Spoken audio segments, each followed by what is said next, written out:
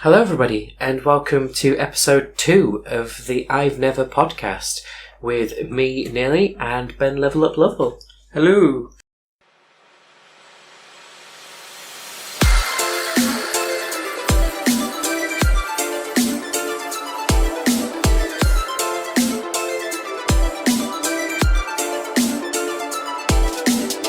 So we are doing this podcast to basically make it so that I watch films and Ben plays more games. Yep.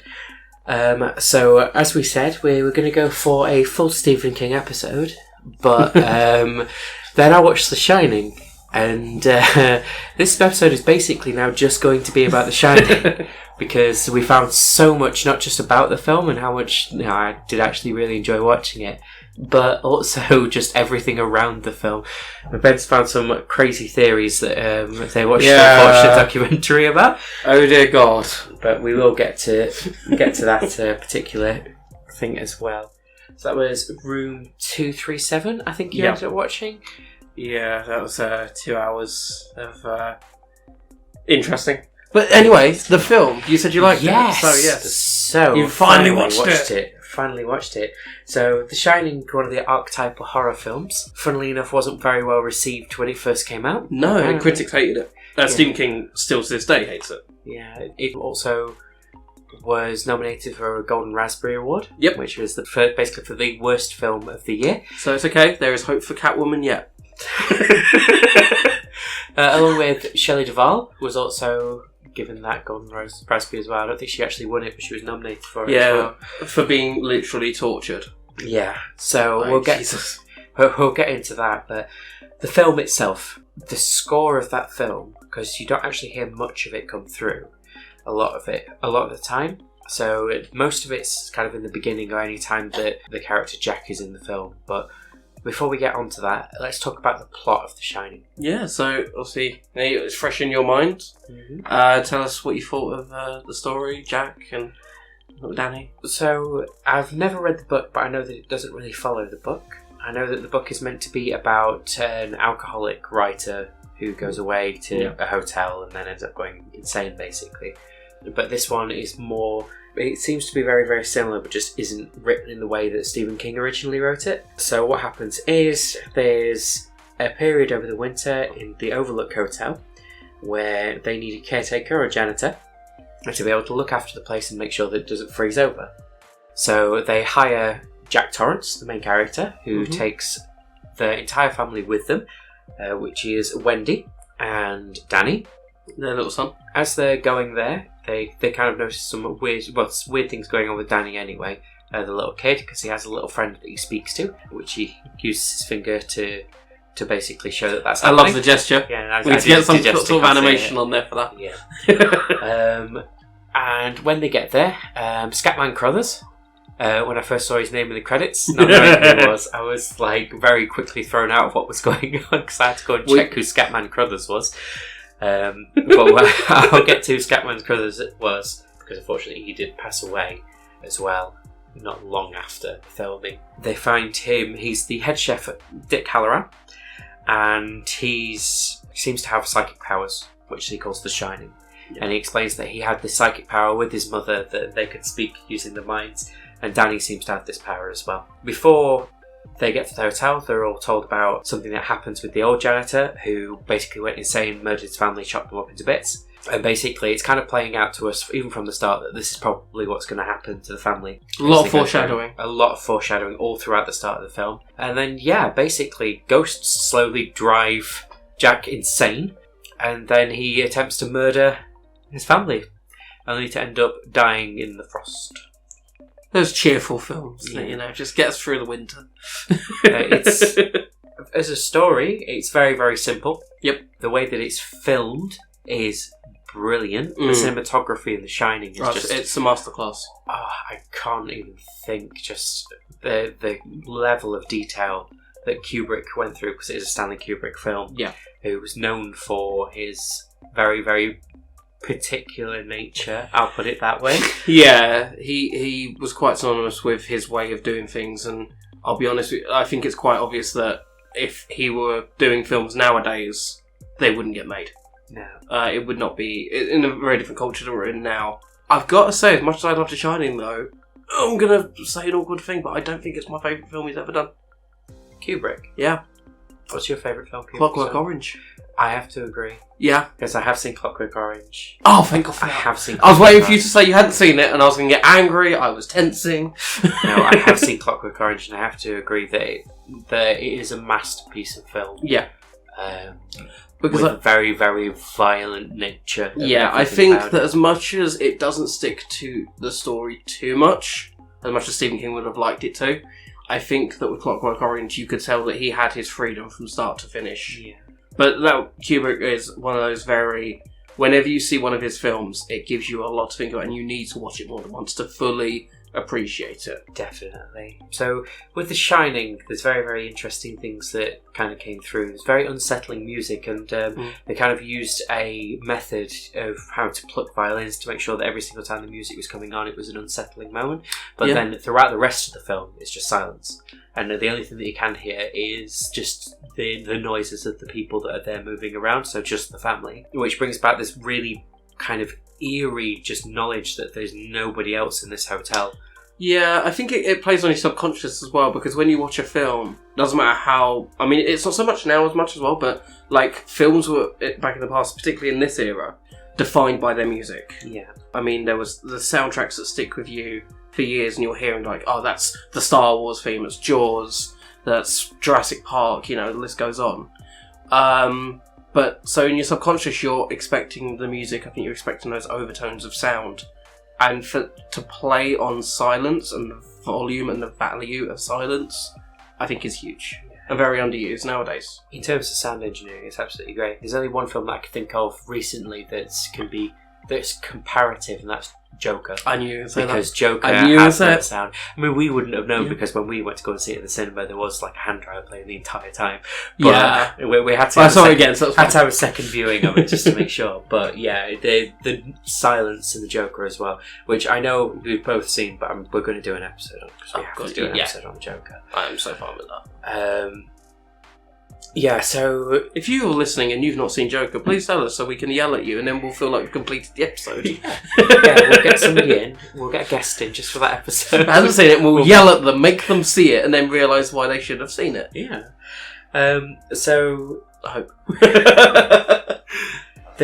One of the scenes that really comes to mind that plays with sound really, really well is the scene just before the infamous twin scene. With Danny just rolling around the hotel, just on his trike. Yep. And all you can hear is just the sound, the really loud sound of his plastic wheels going across it, and then it just muting every single time that they go onto a carpet.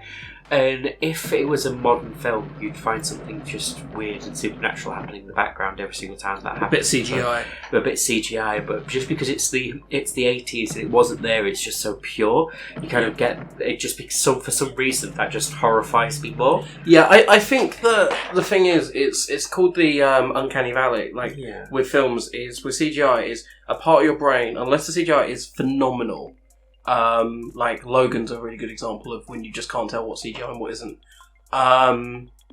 Your brain says that's not real and it disconnects. But when you see something that's genuinely unnerving or scary, and it's done with realistic as possible without the computer innovations on it, it plays on you all because you're immersed, you believe it's real, and without the sounds to remind you there's a soundtrack to it, that plays more as well. And I think it's a very well-structured and very intelligent art form that is lost, I think, in modern films, to be honest. Yeah, because when you're a filmmaker today and you've got such a big budget to be able to play with, you kind of think, well, I want to make the visuals as spectacular as possible. But production companies expect it, I think, as well. Yeah, but you don't really think, because everything can be green screened in, there's not a lot of films these days that will use a physical set. No. It will literally just be an actor in a green room trying to basically act around them, which, to be honest with you, for me, makes some of the actors that we've got today completely phenomenal, because they have to work around just this thing. But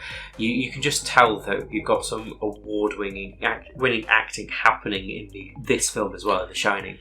And the reason why is how many takes it took to do every single thing. Absolutely. I mean, I think they said for The scene on the stairs, when these cats just screaming, they've had her screaming and crying in, I think it was 147 takes? 127. 120. Oh, I was 127. I got two of the numbers right. But yeah. That actually holds the record for still holds the record against the record for the most takes of a film. Yeah. That has spoken word in it. And the way that, and the thing is what adds to it more is the way that Shelley Duvall, isn't it? Yeah. She was treated by Kubrick, because he briefed the entire cast to never sympathise with her, never understand, never comfort her, never console her. And to the point where she physically ran out of tears, so had to keep bottles of water on her so she was hydrated enough to cry. Yeah. I mean, it's just torture. Yeah. Like, pure psychological torture. I mean, Scatman Crothers broke down and cried because, do you know the scene where literally all that happens is there is a camera just pointed at Scatman Crothers' face, it just zooms in very, very slowly. And yeah, there's just a high-pitched tone in the background. Yeah. So they filmed that more than 60 times. Yeah. And he was 70 years old at the time, and he just couldn't handle what was going on. So, and Jack Nicholson actually said in an interview that he swore he would never work with Kubrick again after that. Nicholson was actually married at the time to Angelica Houston. Yes. And Angelica actually said that Nicholson would come home, not say a word after filming, not say anything to them, walk straight up to the bed, collapse, and immediately fall asleep. Yeah, and then next day he was off before he was really awake anyway. Yeah, no, I remember reading about that, and it's just incredible. Like, the psychological trauma they had to go through was just... I mean, there's sacrifices for art, and then there's things that got done in that making of that film. Oh, definitely. I mean, there's random things that kind of you got with... But one of the most random things that Kubrick did to basically put everybody in the right frame of mind, he made people watch horror films just before. Yeah, it was like The Exorcist, wasn't it? The Exorcist, everything. Tried to put them in the right frame of mind. He basically tortured the crew just so that they could look like they were ragged, basically. There's a scene where literally all that's happening is that Jack Nicholson is just staring off into the distance. Yep. And he looks completely and totally just haggard. And that's not makeup. Like Kubrick just made sure that he was haggard, and also at the same time to get Jack Nicholson really in kind of the mood that they were looking for, the irritable, angry mood. He forced Jack Nicholson to eat cheese sandwiches for 2 weeks straight. Jack Nicholson hates cheese sandwiches. Well, Jack Nicholson's quite a method actor as well, isn't he? Oh, definitely. So it's kind of the dream or nightmare combination of a director that's happy to push that. Yeah, definitely. Because, like, you see, there's been method actors, there's so many of them, like, I'm trying to think off the top of my head. You've got, like, Heath Ledger was a good example, Ray Park is a very famous example, and then you others, and it's just like, some actors don't know how to respond to it. I mean, I remember seeing, and not saying this was a good performance, but Jared Leto in Suicide Squad went full method actor to the point where Will Smith just wanted to punch him while they were having breakfast. So, like, a lot of people don't know how to work with it, but then when you've got someone that's like, I can work with this, and then take it too far, it says a lot. And there's that stubbornness, I think, that comes in as well when they're of that calibre of who's going to break who. Yeah, definitely. I mean, there's a very cool scene that is kind of an extra that you won't see because it happens just before the door smashing scene. Here's Johnny. I'm going to put it up on screen now because I've actually found the scene of it. Oh, wow, look at that. Yeah, I know. But basically all it is it's Jack Nicholson getting hyped up just before that scene. And all you can see is just him jumping around with the axe, like almost like slamming it into the bed, and all of the crew trying to get out of this way because it's just swinging an axe around. I've got some interesting facts about that scene as well. Here's Johnny was improvised. Yep. Jack Nicholson just decided to do it and just throw it in. That was great. And another one is, talking about Jack Nicholson being a method actor. He was a volunteer fireman before this. That's how he... Cause didn't he have... I remember hearing it. Wasn't it something like there was a stunt door? But he was so good with the axe that they had to then just build a more reinforced door because he was just taking it down too quickly. They decided that they were going to use prop doors. Yeah. And he was basically just going straight through them too quickly. So they had to go and buy real doors. Like real fake doors. They had to go and get real fake doors. Oh my god. So it took over 60 doors is what the legend is. It's been said in interview. Don't know whether that was true, but over 60 doors Jack Nicholson put himself through. Some say the firewood's still there. Oh, well, even more interesting about fire. I've got right, just to go off of that, actually. I don't know if you ever knew this, but the studio that they actually filmed all of the interior scenes in, the studio burnt down. And the reason why it burnt down was because of all of the daylight lamps that they were using in The Shining. So for any daylight that would be coming in through windows. And basically the entire place turned down. So the set doesn't exist anymore. Which made things very, very interesting, because they then had to completely and totally rebuild it using the footage that they had from The Shining for Doctor Sleep. Which is the new film, which is meant to be a so I'm sequel speculating and I'm wondering, and I could be completely wrong here, but I'm wondering if they kept the set from Ready Player One. Very possible. Because that is a perfect remake. I remember reading up that they did completely and totally remake it, but I would have to check. Because the hotel's still there. Of course, and the hotel with I believe that it was actually the elevator that they did actually film that was in there. And there's no 237, it was 217 they filmed in. Yeah, 217 was it's the other way around. 217 was in the book, but basically the hotel that it was in basically said, please don't film it in room 217, because we actually have route 217, and we don't know whether this film's going to do any well, but we know that people are going to think 217's haunted, so please don't film it in 217. So they changed it to 237, which though that's a completely small change, just affected the pop culture of the film completely and totally, and how many times you see 237 just come out through everything. It's like Pixar's is it 113? They have appears everywhere as well, they have caliber. And Pixar actually do have a big complete obsession with it. I will get into all of the different things that you find within other films, parodies and things like that, as we go through. Interesting things that we've got. So I've gathered some interesting facts. Yes. Some fun facts. I believe you've got some fun facts as well. Yes, so from the documentary 237, I have some fun facts, some interesting opinions, and a few theories. Yeah, oh dear God, conspiracy theories. Do I? So, Stephen King, as we know, didn't like The Shining. Yep. He approved of the screenplay for a miniseries. He does cameo in the film, though. He does cameo in the film, yes. He's cameos in the film. He's in the ballroom scene. I believe it's the conductor. Conductor or the barman? No, it's the conductor. The conductor, yeah. So, when they filmed this miniseries, which is basically 4 hours long, it's on Amazon Prime. You can go and watch it if you want to. They actually filmed that miniseries in the original hotel that Stephen King based The Shining off of. Okay. Which is the Stanley Hotel in Colorado. Right. And you can go there now and you can basically stay in The Shining, basically. They say that they actually say that the hotel's haunted, and this whole thing with the ballroom and people being in the ballroom not being there, this all supposedly was told to Stephen King, because he stayed there he actually stayed there whilst he was out of season, and he stayed in room 217 the entire time that he was there. Okay. As basically a retreat to get away to be able to write. Yeah. And that's when he had the inspiration to be able to write The Shining. And they actually have on channel 42 of the TV. I mean, that is always the answer. The Shining on loop. So you can watch Stanley Kubrick's The Shining, not the one that not the miniseries, not the miniseries that the film was based. That was actually filmed in the hotel. The Shining, the Kubrick, the big famous one on loop. I mean, that's quite smart actually not to do the miniseries, because that would probably freak out if you're staying. Can you imagine booking? I mean, what kind of masochist would you be? I'm going to say room 217. I want to watch a miniseries on loop on channel 42. Yeah. Hardcore. Why not? They also now have a hedge maze. Yes. Because they didn't originally have a hedge maze. And there wasn't actually meant to be a hedge maze in there at all. So the reason why there was a hedge maze in the film was because it was actually, like animal carving have hedges and things like that in the book.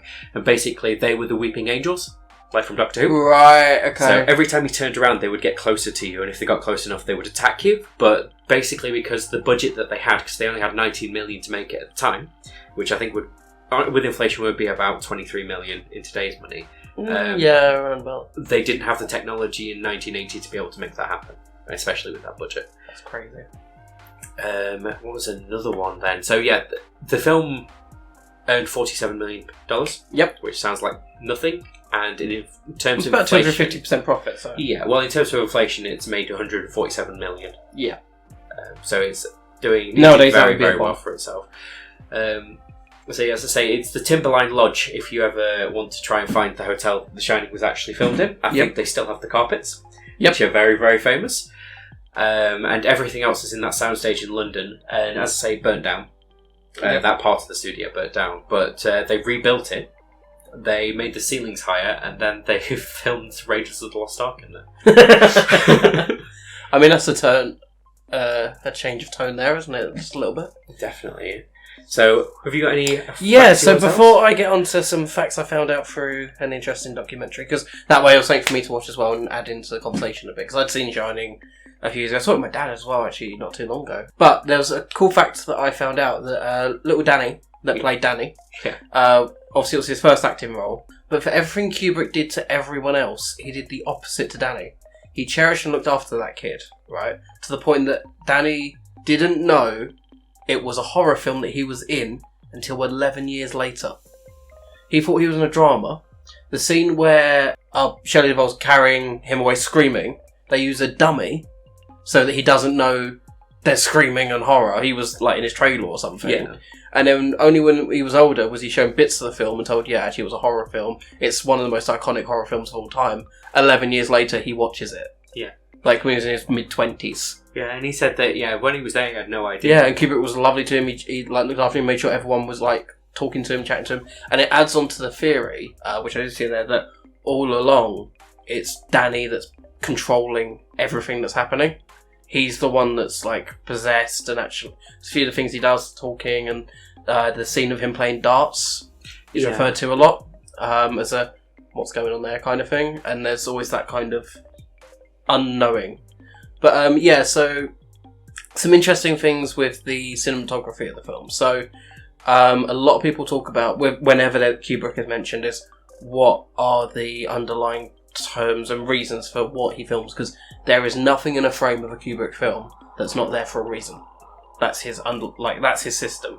So I mean, it starts from people saying that it's his acknowledgement of the treating of Native Americans. There's him talking about the Holocaust is mentioned a lot. There's people saying that he's coming out confessing that he was part of the lunar landing faking and all that conspiracy. There's a lot of different talk, and a lot of it's opinion, because Kubrick's not one of those he will ever give the game away. That's just how he is. So it's up to interpretation. I think the comparing human nature to stuff like that's happened in the past with Native Americans and Holocaust, I can genuinely believe, because Kubrick is not one to shy away from the violence of human nature. Yeah, which is what the Clockwork Orange is all is about. a great example. Yeah, exactly. So I genuinely believe that. The lunar landing, I'm not going to touch that one. People think that it's his confession. Yeah. And I think one of the reasons why they think things like that, and don't get me wrong, because I've not seen what you watched there, but I think that one of the main things that you got is just some of the things that he's put into the film stylistically, like to be able to have it so that it looked like there was snowing. He used 900 tons of salt mixed with crushed styrofoam. And when you look at the scape of it, it looks like it's definitely an outdoor scape with all of that snow there, but it's not actually real. I think that people are thinking about, well, all of these techniques that he's using through this Where film, did he get it from? Yeah. Where did he get it from? Where does he understand? And looking at it, surely he can make a mistake. And Danny was wearing an Apollo little jumper. Yeah. With a little rocket on it. But one thing I saw that I didn't know and I thought was really cool was you can watch the film in either direction. You can either watch it from start to finish or from finish to forward. And what someone actually did, they did a screening of the films overlapping.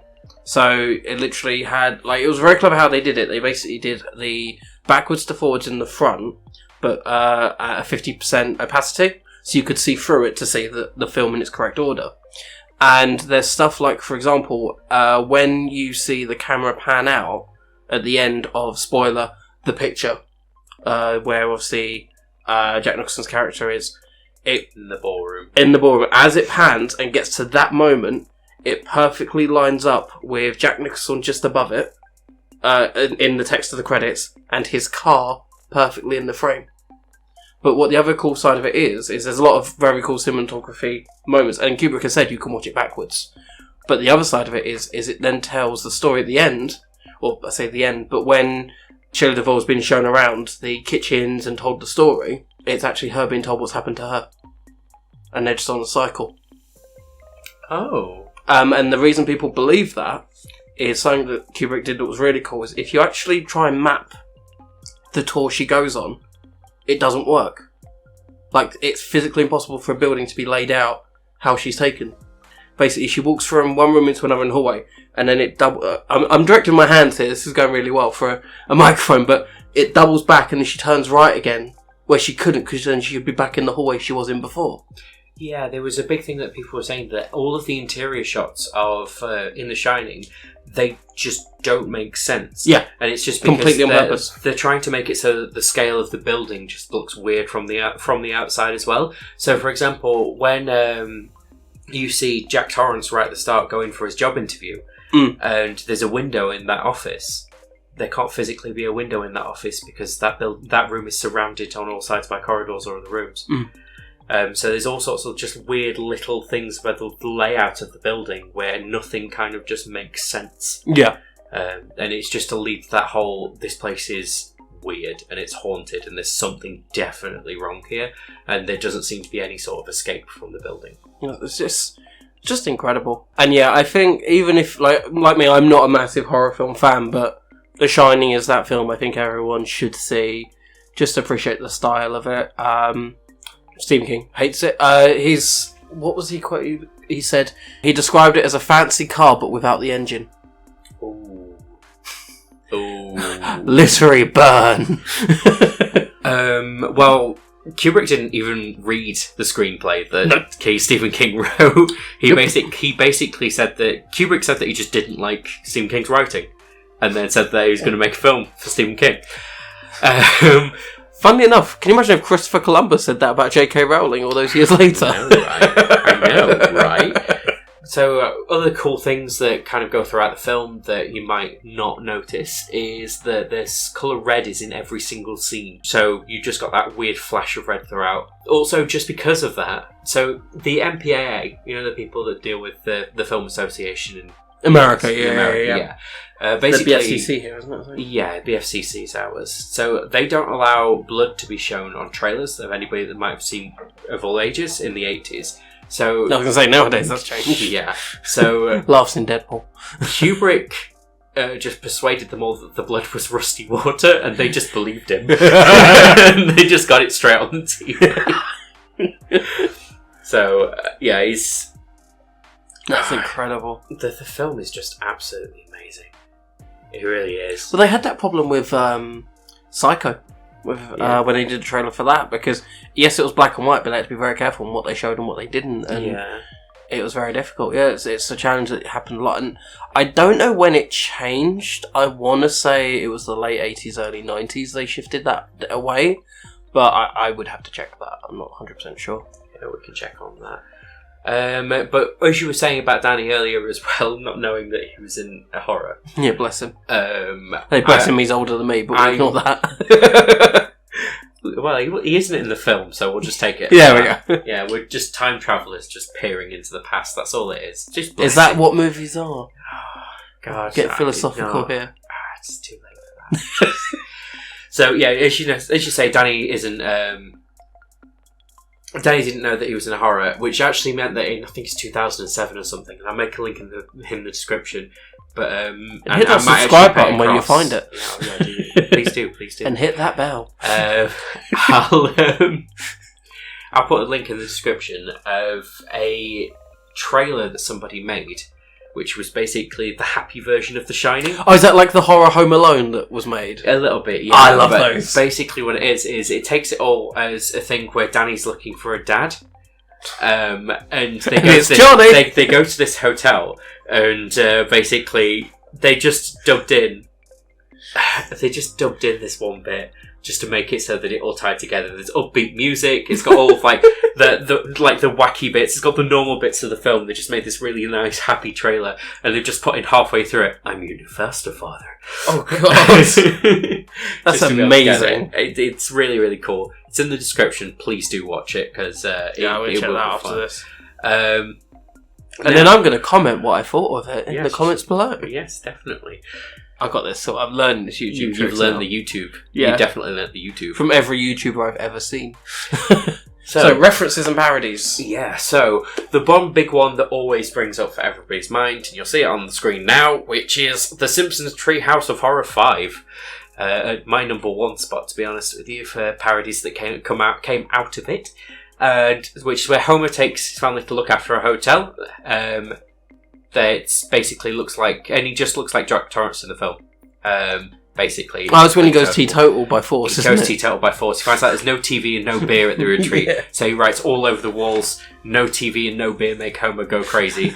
Which is, although that's a bit different to the way that Kubrick does it, I think that it probably would have been a bit more scary for me if it was literally written across every single wall as well. I think that scene. It's normally what Bart does. Yeah, but it's just a masterpiece of parody, and it's not very long, but do watch it if you can. As I say, it's Treehouse of Horror 5.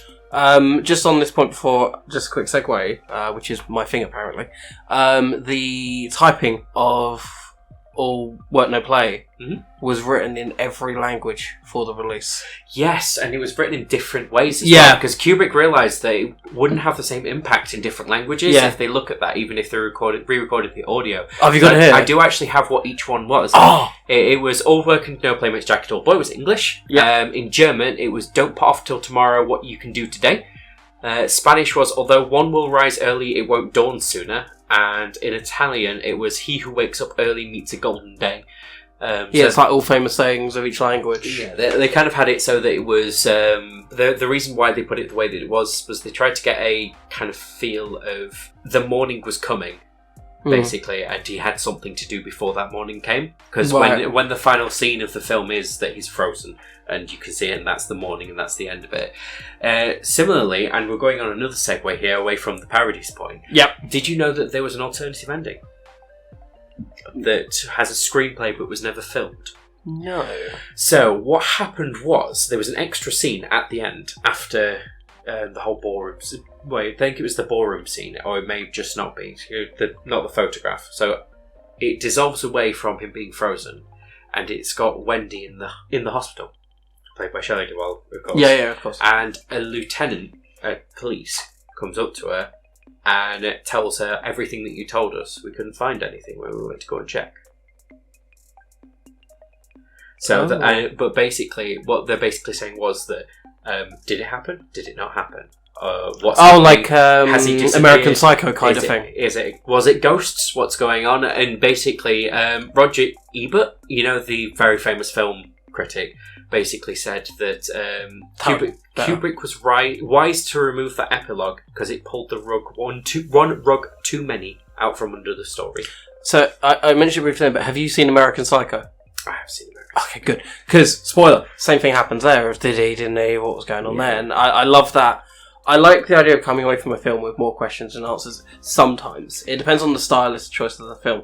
But like a good example is Joker, as we were saying earlier. Is what parts you saw were real, what wasn't. And I think I like those to an extent. If it's not a linear film, I enjoy having that extra element to it. And I don't think that doing it in The Shining would have played out too well because there was already too many questions. Yeah, I can see that. Yeah.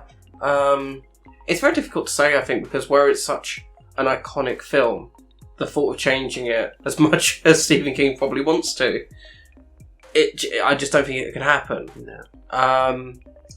Interesting. There was one last bit that happens actually as well. At that point, it then pans down to Danny, who's playing on the floor, and the ball that rolls towards him in the hotel rolls to him at that point as well. Which basically also begs the question: Is it all Danny? And did it follow them to? It was Danny. It was always Danny. Randomly, I've got another random segue. Okay. I hate to do this to you. I'm so sorry. No, last episode it was me doing it, so it's fine. There is a scene that is stolen from The Shining that is used in another film. There's quite a few of them. In an alternative ending. And when I say a scene, I mean that they took the footage and reused it. Ooh. And it's not Batman. There is an alternative ending to Blade Runner.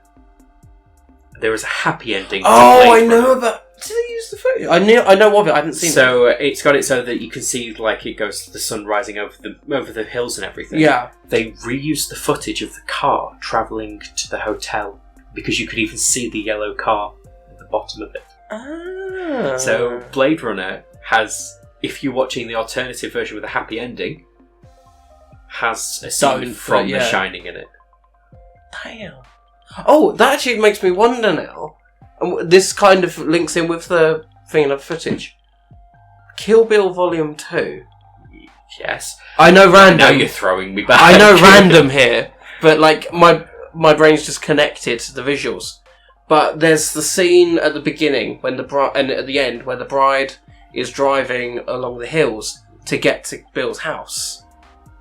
And I'm just wondering, like, if there was inspiration. I could be reaching here. You could, but inspiration, because I know what Quentin Tarantino's like. You're on the way. But like that kind of, he was inspired by the visual.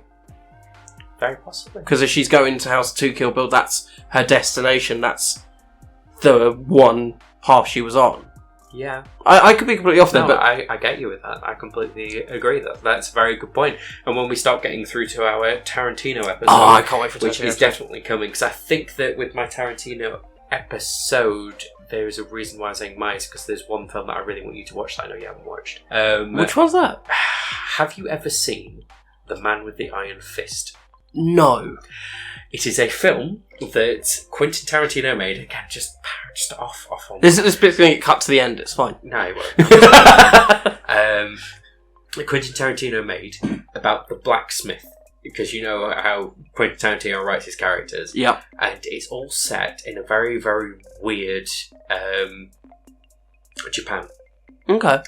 An ancient Japan, where basically a slave from America has made his way to Japan in some way. Is his name Django? No. Damn. This was a long time before Django. And basically he becomes a blacksmith, and he starts making weapons for all the warring factions. And it's basically how all the warring factions interact. It was also one of the first films that the wrestler / turned actor was in, who was also in Guardians of the Galaxy. Oh, Dave Bautista. Yeah, yes, one of the first games. I didn't know that was a Tarantino film. Yes. It was one of the first films that he was in. Okay, that makes a bit more sense. Because Inglourious Basterds got added to Netflix last week. Seen the film before, had to watch it again the second it was added. Literally, the day it came out, I was watching it again. I'm trying to think what else is on. Because there's just so many good Tarantino. I'm a big fan of Tarantino. I think he's got his own issues that I think are developing more and more as his films go on. His own personal tastes, for another want of a word, are appearing more and more on his films. It's getting me a bit uneasy, but I separate the person and the art. That's what I do. We'll save this for our Tarantino episode. So going into the second book a podiatrist for that one. The second parody that I enjoyed, which is called A Nightmare on FaceTime, which was the South Park episode where Randy Marsh buys a Blockbuster just before Halloween. But then he goes insane waiting for customers to show up. Yep. So there's a few famous scenes that it's going to parody in there, which includes the scene where Randy is shot front-facing, shouting for Stanley's walking through the aisles, like you see Jack Torrance walking through the maze. There's also a Ghost of the Cashier's Past, where basically it's exactly like the bar scene. He walks up and he asks the cashier that isn't there how the night's going. And also there's the Frozen scene right at the end, which is a little bit different to the way that it plays out in The Shining, where because you get Randy's wife, who I can never remember the name. Sheila. No, it's Broflos. No. Oh, Sharon, yeah. Walk up. Too many S's. And then just say, we're going to go get McDonald's. Do you want some? No, I'm okay. You're just going to stay here and stay frozen? I've just realised, in the Marsh family, you have Shelley, Stan, and Sharon, and Randy. Yeah. Huh. The reason why he's called Randy is because of the joke, because he's a Randy Marsh. Oh, yeah, no, That's the whole thing. Anyway. Sorry. Then in a different series called Sons of Witches, Cartman it stares at Heidi unmoving and unblinking the same way that Jack stares at Wendy and Danny. So when he wants to break up with her, and he just stares her down. He's just trying to figure out how to kill her. At that point, she's still a lovely person. Yeah. And then there's an episode called Splatty Tomatoes, which is basically when she's not a good person anymore, and it just parodies a bunch of Stephen King's works as well. So you get it is parodied quite a lot through that as well. Yeah.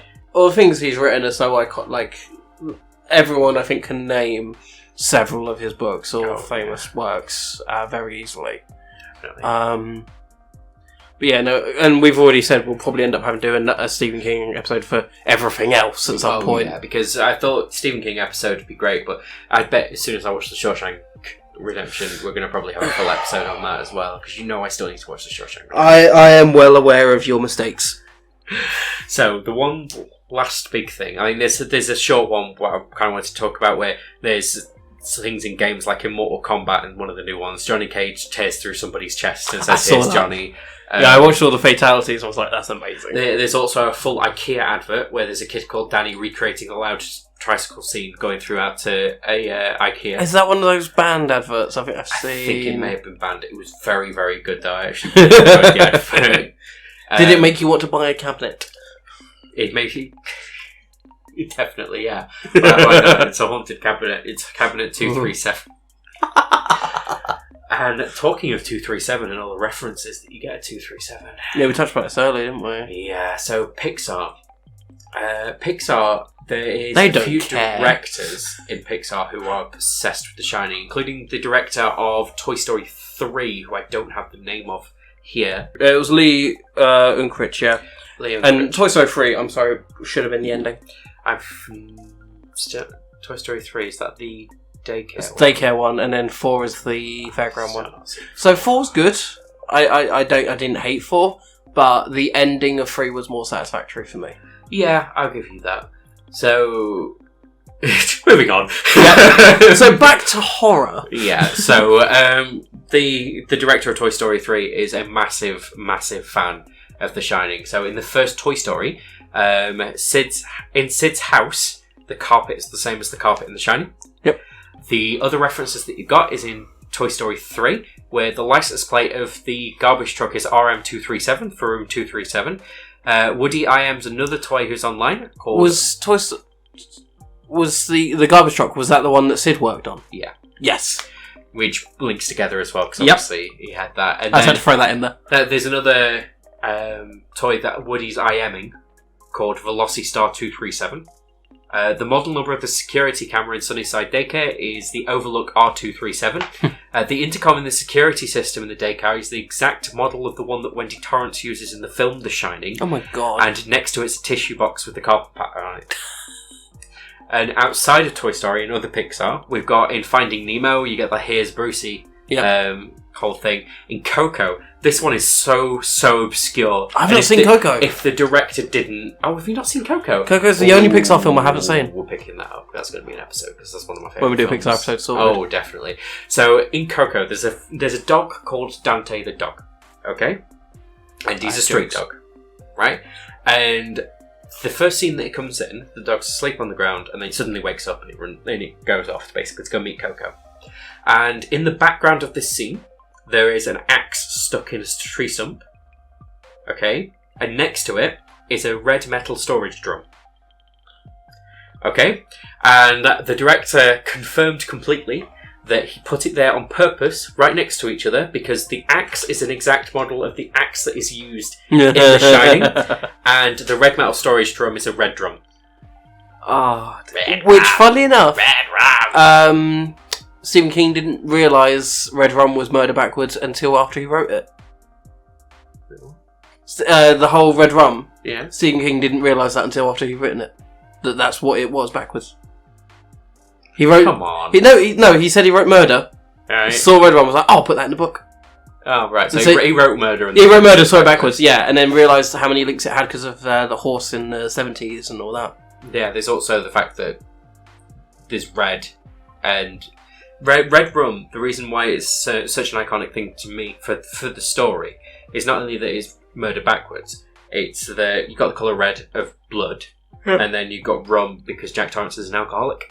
Okay, yeah. So that's why for me red rum was the way that it was, and then you can see that he's more and more drinking more and more, and he's drinking scotch the entire time, and he's drinking bourbon the entire time. He's a man of taste. Or Bourbon, as somebody that we know says it all the time and tries to insist that we are wrong. We have friends that are just mistaken with their choices. And you kind of see it all going through, and that's why Red Rum for me is one of the big things on it. Yeah. Which we didn't even talk about when we were talking about The Shining. We didn't. Red Rum. And the reason why Red Rum's the whole thing is because Danny Torrance is being possessed at that point. It's still a family drama, of course.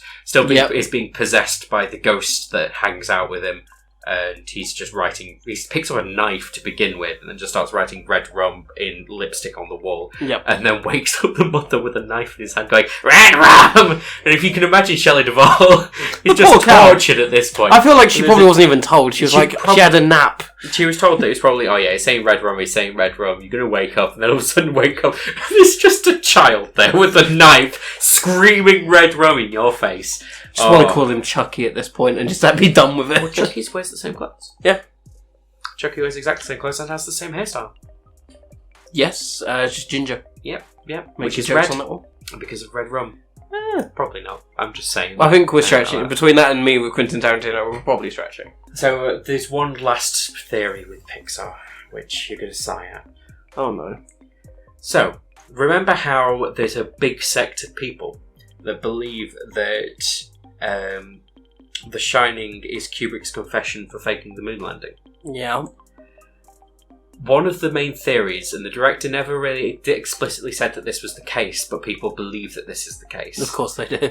Is that the reason why Buzz Lightyear is called Buzz Lightyear is because of Buzz Aldrin Right. at the Apollo 11 launch, the first man on the moon, and they believe that he's called that to basically put another link in to The Shining and the theories behind it.